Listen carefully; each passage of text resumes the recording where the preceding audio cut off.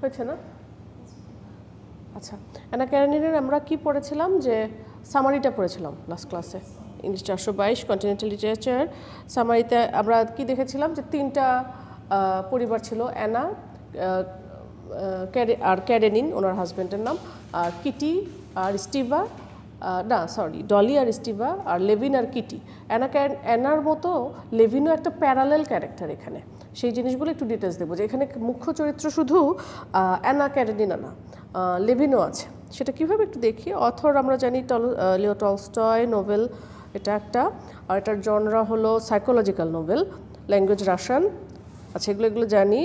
Point of view, nameless narrator of the novel. Narrator যে গল্পটা বলতে থাকে সেটা হলো থার্ড পারসন ন্যারেটর, আর just inner thoughts of characters that মানে যেটা এমন কথা বলে যেটা ক্যারেক্টাররা নিজের ব্যাপারে জানে না, তার মানে সে থার্ড পারসন ওমনিশিয়েন্ট, সে সব কিছু দেখতে পাচ্ছে, বুঝতে পারছে। এমন একজন ন্যারেটর গল্পটা উপন্যাসটা ন্যারেট করছে। চিফলি উইথ রিগার্ড টু অ্যানা এবং লেভিন। অ্যানা এবং লেভিনের ভিতরে, মনের ভিতরে কী হচ্ছে না হচ্ছে সব কিছু ডিটেলসে বলছে third person narrator, but occasionally to others as well, এবং সেই সাথে সাথে অন্যান্য ক্যারেক্টারের দিকেও আলোকপাত করছে narrator. Narrator describes characters states of mind, feelings and attitudes, মানে ক্যারেক্টারগুলোর মনের অবস্থা, তাদের ফিলিং, তাদের অ্যাটিটিউড, এগুলো সব ডিসক্রাইব করছে। একটা সময় গিয়ে পার্ট 7-এ ন্যারেটর জাস্ট অ্যানার মাইন্ডের মধ্যে ঢুকে যায়, দেখা যায় যে অ্যানার মাধ্যমেই আমরা গল্পটা আগাতে থাকে। আচ্ছা, টোনটা হলো, মানে উপন্যাসটার টোন কেমন, একটা মেলানকোলিক বা গ্লুমি টোন হবে নিশ্চয়ই, বিকজ এটা একটা ট্র্যাজিক নোভেল। আমরা জানি কি আলটিমেটলি লাস্টে অ্যানা নিজের জীবনটা শেষ করে দেয়। সে এই জিনিসগুলো আমাদেরকে নাড়া দেয় যে কেন সে ট্রেনের নিচে চাপা পড়ে আত্মহত্যা করলো, কারণ আত্মহত্যা তো সহজে মানুষের চিন্তা আসবে না, নিশ্চয়ই সে সাইকোলজিক্যালি অনেক ডিস্টার্বড ছিল। So as in many realist novels of the same time period, the narrator maintains an impersonal but sympathetic tone. এখানে একটা sympathetic tone আছে, focusing on both facts and feelings, but without any authoritative commentaries on the fates of characters. মানে যে narrator সে sympathetic ক্যারেক্টারগুলোর প্রতি, but কোনো authoritative কোনো comment করছে না ক্যারেক্টারগুলোর উপরে। Unlike War and Peace and some of Tolstoy's other earlier novels, Anna Karenina doesn't include explicit philosophical generalization. Leo টলস্টয়ের আরও বিখ্যাত উল্লেখযোগ্য উপন্যাস আছে, যেমন ওয়ার অ্যান্ড পিস, এবং অন্যান্য টলস্টয়ের উপন্যাসের মতো Anna Karenina doesn't include explicit philosophical generalization, মানে এখানে দার্শনিক কোনো জেনারেলাইজেশন, কোনো কথাবার্তা নাই, except in the opening sentence of the novel. Opening সেন্টেন্সটা একটু ফিলোসফিক্যাল ছিল, সেছাড়া পুরোটা টোনটা হলো ন্যারেটর একটা সিম্প্যাথেটিক টোন মেনটেন করেছে। টেন্স হলো পাস্ট টেন্সে লেখা, টাইম 1870। আচ্ছা, আমরা সেটিংটা দেখেছিলাম Russia, including Moscow, Saint Petersburg, আর রাশিয়ান প্রভিন্সের বিভিন্ন জায়গা, আর কিছু কিছু জায়গা আছে জার্মানি আর ইতালিতে এটার সেটিংটা। প্রোটাগনিস্ট এখানে অ্যানা ক্যারেনিনা আর লেভিন, কনস্ট্যান্টিন লেভিন। আচ্ছা, মেজর কনফ্লিক্টটা কি? Anna struggles between her passion for Vronsky and her desire for independence on the one hand. অ্যানার মধ্যে একটা স্ট্রাগল চলতে থাকে, একটা হলো যে ভ্রনস্কির প্রতি তার ভালোবাসাটা, একটা ম্যারিড উইমেন হওয়া সত্ত্বেও, আর তার desire for independence on one hand, একদিকে সে স্বাধীনভাবে বাঁচতে চায়, and her marital duty, social convention and maternal love on the আদার। অন্যদিকে তার হলো যে তার বিবাহিত অবস্থায় তার যে ডিউটি, সামাজিক যে কনভেনশনটা এবং নর্মসগুলোর রীতিনীতি, এবং maternal love on the other. সে অবৈধভাবে সম্পর্কে জড়িয়ে পড়ে একটা বাচ্চা জন্মদান করে এবং সে ভ্রনস্কিকে নিয়ে পালিয়ে যায়, কিন্তু বাচ্চাটাকে সাথে রাখতে পারে না, এই জন্য সন্তানের প্রতি তার টানটাও থাকে। আবার লেভিনের একটা স্ট্রাগল থাকে, Levin struggles to define his own identity and reach an understanding of faith and alienating and confusing world. ও নিজের আইডেন্টিটি নিয়ে সমস্যায় থাকে, যে সে ঈশ্বরের প্রতি বিশ্বাস রাখবে, আর নাকি দুনিয়া থেকে নিজেকে এলিয়েনেট বা আলাদা করে ফেলবে। আচ্ছা, আমরা একটা উপন্যাসের কি থাকে, রাইজিং অ্যাকশন, কি জানি, রাইজিং অ্যাকশন, ক্লাইম্যাক্স, তারপরে ফলিং অ্যাকশন, এটা একটা গ্রাফের মতো।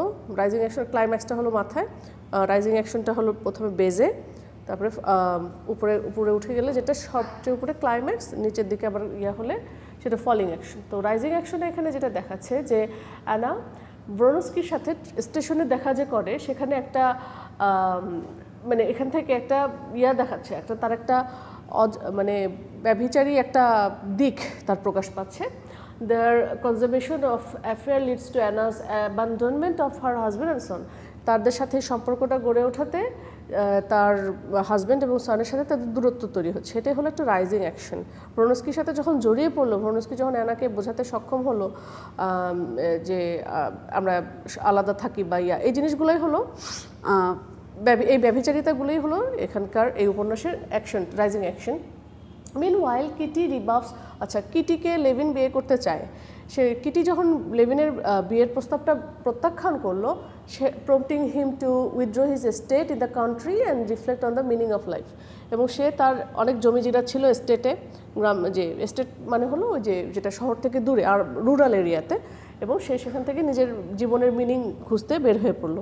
এটা হলো দুটা প্যারালেল ক্যারেক্টার, একটা অ্যানার জীবনে একটা আপস অ্যান্ড ডাউনস, বৈবাহিক জীবন, বিবাহিত হয়েও একটা অন্য সম্পর্কে জড়িয়ে পড়া, আর লেভিনের হলো যে সে বিয়ে করতে চাচ্ছে বাট বান্ধবী মানে মেয়ে বারবার রিজেক্ট করছে। আচ্ছা, ক্লাইম্যাক্স যেটা আসছে, Anna makes a public appearance at opera. আমরা যেটা দেখতে পাই, সামারি যখন পড়েছিলাম তখন দেখেছিলাম যে অ্যানা এবং ব্রনস্কি তারা বাচ্চা তো হওয়ার পরে তারা আলাদা হয়ে যায়, জড়িয়ে পড়ে, কোথাও চলে যায়, তারা কোথাও চলে যায়, কোথাও গিয়ে আরেকটা জায়গায় গিয়ে চলে আসে। সেখানে গিয়ে তারা যেটা পাবলিক অপেরায় গিয়েছে, সেখানে মানে সমাজ তাদেরকে ছিছাঙ্কার করতে থাকে যে তোমরা এরকম করে আছো। সে তাকে তীব্রভাবে রিজেক্ট করে এবং তাকে অনেক ভর্ৎসনা করে। Their episode seals her fate as social outcast and fallen women, মানে সবাই তাকে বলে যে তুমি সামাজিকভাবে অচ্যুত, তুমি একজন নষ্ট নারী। Meanwhile Levin's search for meaning is rewarded by marriage to Kitty. অ্যানাকে একদিক দিয়ে মানুষ প্রত্যাখ্যান করছে, ওদিকে লেভিন নিজের জীবনের মিনিং খুঁজে পাচ্ছে, যেহেতু কিটিকে প্রপোজ করার পরে কিটি তার প্রস্তাবে রাজি হয়। Stable family life and understanding of faith, বিশ্বাসের মূল্যটা বোঝার চেষ্টা করে। একটা স্টেবল ফ্যামিলি লাইফে লেভিন জড়িয়ে পড়ছে। এটা হলো ক্লাইম্যাক্স, দুটো ক্যারেক্টারের climax. Falling action, Anna commits suicide, unable to bear her lack of social freedom and the jealousy and suspicion arising from her unstable relationship with Bronsky. কেন আত্মহত্যা করে? একটা হলো যে তার জেলাসিটা এবং সাসপিশন থাকে। ব্রনস্কির সাথে সে আছে তো একসাথে, বাট ব্রনস্কির সাথে একটা কাউন্টেস থাকে সেখানকার, লিডিয়া নাম, তার সাথে নাম জড়িয়ে যায়। যদিও ব্রনস্কি সেভাবে জড়িত ছিল না, বাট মিছামিছি ভুল বুঝে অ্যানা আলটিমেটলি নিজেকে শেষ করে ফেলে। আর সে কয়েকটা কনফিউশনের মধ্যে ছিল যে আগের স্বামীর কাছে চলে যাবে, বাচ্চাটার কাছে যাবে, নাকি ব্রনস্কির কাছেই থাকবে। ওদিকে ব্রনস্কি তো আবার একটা সম্পর্কে জড়িয়ে পড়েছে। এগুলো ভুল ধারণা আস্তে আস্তে অ্যানাকে আত্মহত্যার দিকে প্ররোচিত করে। Meanwhile, Levin continues his life as an enlightened husband, father and landowner. ওদিকে লেভিনের ক্যারেক্টারটা ডেভেলপ করতে থাকে। থিম কি এখানে? Social change in 19th century Russia. রাশিয়াতে সে সময় 19th centuryতে সোশ্যাল যে চেঞ্জগুলো হচ্ছিলো, যে এই সামাজিক অবক্ষয়গুলো বা এই টার্মসগুলো আসছিল, the blessings of family life, family লাইফের ব্লেসিং, মানে অ্যানার জীবনটা নষ্ট থেকে নষ্টতর হয়ে গেল, বাট লেভিনের আস্তে আস্তে জীবনটা ফুলে ফলে ভরে উঠলো আর কি, এই জিনিসটা আর কি, ফ্যামিলি লাইফের গুরুত্বটা। The philosophical value of farming, এখানে এস্টেটের থেকে ফার্মিং সরিয়ে আসে, ওই জন্য ফার্মিংয়ের গুরুত্ব আছে।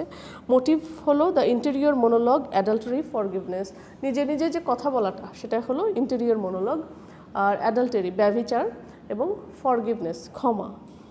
সিম্বল হলো ট্রেনটা হলো একটা জার্নির দিকে ইন্ডিকেট করছে, যে এটা একটা অ্যানারও একটা জার্নি, যেমন ব্রনস্কিরও জার্নি, কিটি লেভিনেরও জার্নি। আর ব্রনস্কির রেস হর্স, একটা হর্স ছিল, সেটা একটা সিম্বল, আর লেভিন আর কিটির ম্যারেজ, এগুলো হলো কিছু সিম্বল উপন্যাসটার। ফোরশ্যাডোয়িং হলো একটা উপন্যাসে আগাম কি হবে সেটার কিছু, ভবিষ্যতে কি হবে সেটার কিছু আগাম হিন্টস। তো এখানে যে ফোরশ্যাডোয়িংটা দেখিয়েছে উপন্যাসে, যে ট্রেনের স্টেশনে যখন ব্রনস্কি আর অ্যানার দেখা হয়, সেখানে একটা লোক স্টেশনে মারা যায়।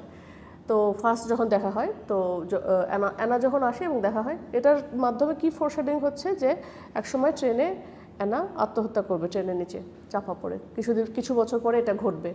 আবার ব্রনস্কির কিছু কাজের কারণে তার একটা হর্স থাকে, সেই ঘোড়াটা মরে যায়, সেটাও একটা ফোরশ্যাডোইং দেখাচ্ছে।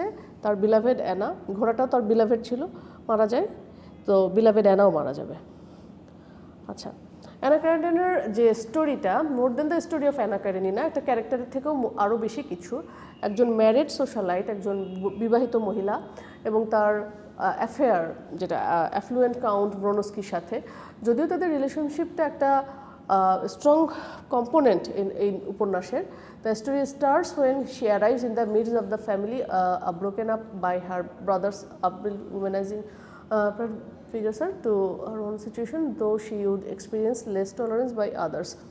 যদিও এই স্টোরিটা কখন শুরু হয়, যখন ওই যে ডলি আর স্টিভার সম্পর্ক নষ্ট হচ্ছিল, তখন অ্যানার ক্যারেক্টারটার আগমন ঘটে। ওদের বিয়েটা যেন টিকায় রাখা যায় সেটা চেষ্টা করেছিল। আলটিমেটলি ওদের বিয়েটা টিকে যায়, বাট অ্যানার জীবনটা নষ্ট হয়ে যায়। যদিও অ্যানার এরকম জীবনটা নষ্ট হয়ে গেলেও অ্যানার প্রতি কেউ সিম্প্যাথেটিক ছিল না, তাই না? সো এখানে একটা ইনজাস্টিস হয়েছে অ্যানার প্রতি, এটা একটা জিনিস দেখিয়েছে। ব্রোনস্কি একজন ব্যাচেলার, সে একটা ম্যারিড ওম্যান অ্যানাকে বিয়ে করতে চাচ্ছে, যে তার হাজব্যান্ডকে ছেড়েও থাকতেও আগ্রহী। আর সিনিয়র গভর্নমেন্টের অফিসার, সরকারি অফিসিয়াল ছিল, but she is vulnerable to the pressures of Russian social norms. ওই সময়কার তৎকালীন রাশিয়ার যে সামাজিক আচার নিয়ম রীতিনীতি, সেটার জাতাকলে অ্যানা পিষ্ট হয়েছে। The moral loss of the Russian Orthodox church, সে সময়কার যে চার্চের পাওয়ার অনেক বেশি ছিল, তো ধর্মীয় ব্যাপার স্যাপারগুলো অনেক কড়াকড়ি ছিল। Her own insecurities, her love for her son and Karenin's indecisions, ওরা অনেকবার ডিভোর্স দেওয়ার চেষ্টা করে, একজন আরেকজনকে দিতে পারে না। চার্চের একটা চাপ, তার ছেলের প্রতি ভালোবাসা, এবং ক্যারেনিনস ইনডিসিশন, হাজব্যান্ড মানে ইনডিসিশনের কারণে ডিভোর্স দিতে পারছিল না। Although Vronsky and Anna go to Italy where they can be together, they have to trouble making friends, সেখানে তারা বন্ধুও করতে পারে নাই, যদিও তারা আলাদা হয়ে গিয়েছে, দূরের কোনো দেশে গিয়েছে। Despite Bronsky's reassurances, she grows increasingly possessive and paranoid about his imagined infidelity, fearing her own loss of control. যদিও ব্রোনস্কি অনেক অ্যাসিওরেন্স দিয়েছে অ্যানাকে, বাট অ্যানা অনেক পজিটিভ ছিল, যে কেন তুমি আর কারো কাছে যাবে, তুমি শুধু আমার সাথে থাকবে, এরকম। এবং সে ইমেজিনড ইনফিডিলিটি, সে ভেবেছে যে ব্রোনস্কি বোধহয় কারোর সাথে সম্পর্কে লিপ্ত, আসলে কথাটা মিথ্যা ছিল। এবং fearing her own loss of control, যে আমি আমার কন্ট্রোল হারায় ফেলছি ব্রোনস্কির উপরে। এই জিনিসগুলো একটা দিনকে দিন বাড়তে থাকে অ্যানার মধ্যে। এবং এটার জন্য আমরা উপন্যাসে কী দেখি, সে আফিম খাওয়া শুরু করে, আফিম ইনটেক করা শুরু করে। আর এখানে একটা parallel story within the novel is that of Konstantin লেভিনের কথা বলছিলাম, ওয়েলদি কান্ট্রি ল্যান্ড ওনার, যে গ্রামাঞ্চলের যে ল্যান্ডলর্ড, সামন্ত প্রভু বলে, তো who wants to marry Kitty, sister to Dolly and sister in law to Anna's brother Stephen Oblonsky. Kitty আর ডলি আর অ্যানার বোন। Levin has to propose twice before Kitty accepts, দুইবার প্রপোজ করেছে, তারপর কিটি অ্যাকসেপ্ট করেছে। The novel details Levin's difficulties managing his estate. ওখানে পুরো উপন্যাসে আমরা লেভিনের এস্টেট, তার যে জমিজিরাত সহায় সম্পত্তি, সেগুলো মেনটেন করতে অনেক কষ্ট পোহাতে দেখা যায়। His eventual marriage and his struggle to accept the Christian faith, তার ইভেনচুয়াল যে ম্যারেজটা এবং তার স্ট্রাগল ক্রিশ্চিয়ান ফেইথটাকে অ্যাকসেপ্ট করার ব্যাপারে, until the birth of his first child. সে মানে যেহেতু কিটি তাকে বারবার না করেছে বিয়ে করার ব্যাপারে, সেহেতু সে একটু ধর্মীয়ভাবে তার বিশ্বাসটা একটু নড়বড়ে হয়ে গিয়েছিল। বাট আলটিমেটলি যখন কিটি রাজি হলো, তাদের বাচ্চা টাচ্চা হলো, তখন তার রিলিজিয়াস ফেথটা আবার ফিরে আসলো। The novel explores a diverse range of topics throughout its approximately 1000 pages, প্রায় 1000 পেজের উপন্যাস। Some of these topics include an evaluation of the feudal system, সামন্ত প্রথা আর কি, যে জমি তখনও ওখানকার রাশিয়ার যে কনটেক্সটে জমির মালিক, ল্যান্ড ওনার, এই জিনিসগুলোর কনসেপ্ট ছিল, that existed in Russia at the time, এবং politics not only in Russian government but also at the level of the individual characters and families, religion, morality, gender and social class. সর্বস্তরেই পলিটিক্সের যে প্রচলন, সেই জিনিসগুলো, তারপরে feudal সিস্টেমগুলো, এগুলো হলো বিভিন্ন টপিক, যেটা আমরা পুরা উপন্যাস জুড়ে এই টপিকগুলোর উপস্থিতি দেখতে পাই। আচ্ছা, সামারি তো আমরা পড়েছি, সামারির আগে এটুকু বলে নিই যে অ্যানা ক্যারেনিনাকে একটা লাভ স্টোরি বললে মানে প্রায় সময় লাভ স্টোরি বলা হয় যেটা ম্যারেজ আর ফ্যামিলি লাইফের উপর বেস করে। The story is also tragedy because the alluring heroine, কিন্তু স্টোরিটাকে ট্র্যাজিক এই জন্য আমরা বলবো বিকজ নায়িকা যে সে তার ডিসিশন নিতে পারে না তার সাইকোলজিক্যাল প্রিজন থেকে, তার মানসিক যে দ্বন্দ্বগুলা সেখান থেকে সে নিজেকে এসকেপ করতে পারছিল না। লোনলিনেস এবং ডিপেন্ডেন্সি, সে একাকিত্বে ভোগ করতো। তারা যতই বিয়ের অন্যর সাথে সম্পর্কে জড়াক, বিয়ে করুক, তারা তো চাকরির জন্য এখানে ওখানে গিয়েছে, তারা তো ব্যস্ত, সারাদিন তো আর তাকে ইয়ে দিতে পারেনি, ওই জন্য সে লোনলিনেসের মধ্যে কাটিয়েছে, ডিপেন্ডেন্সির মধ্যে কাটিয়েছে, টেক্স আর ওন লাইফ। এই ইনসিকিউরিটির জন্যই নিজের জীবন নিয়ে নেয়। এখানে আরেকটা জিনিস দেখানো যায় যে তখনকার দিনে তো মেয়েদের পড়াশোনার ব্যাপারটা তো ছিল না, বা তাদের চাকরি বাকরি জিনিসটা মানে কভার করা হয়নি, যার জন্য মেয়েদের লোনলিনেসটা এবং ডিপেন্ডেন্সিটা বেশি ছিল। সময় কাটবে না, চাকরি বাকরি না থাকলে, পড়াশোনা না হলে ডিপেন্ডেন্সি থেকে যাবে অন্যের উপরে। সো এই জিনিসটাই তাকে এই সামাজিক প্রতিবন্ধক অবস্টাকলগুলো তাকে তার জীবনটা শেষ করে দিতে বাধ্য করেছে। সো মোটা দাগে এই হলো context plus summary of Anna Karenina. এরপরে আমরা একটা প্রশ্ন দেখব, নাহলে অন্য একটা টেক্সট ধরবো। ঠিক আছে, ক্লোজ।